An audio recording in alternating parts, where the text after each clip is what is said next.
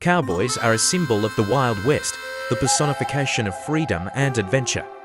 Their heyday occurred in the second half of the 19th century, when the western lands of the United States were actively developed by settlers. They were usually young men and were former soldiers, Mexicans, vaqueros, or African Americans, and worked for little money. The cowboys' main occupation was moving cattle from Texas ranches to railroad stations in Kansas. Their main tools were a lasso, a revolver, and a trusty horse. A cowboy's workday could last from dawn to dusk. Life on the road required endurance and skill.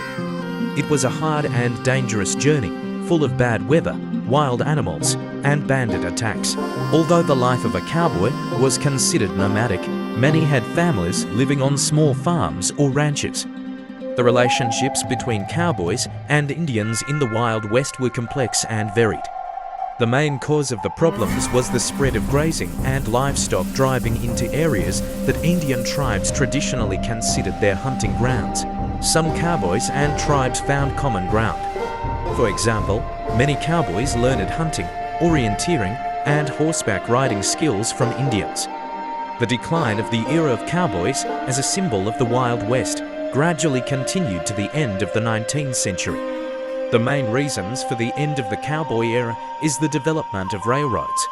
Cowboys used to drive cattle hundreds of miles to railroad stations, but now the new way allowed farmers to transport cattle faster and safer.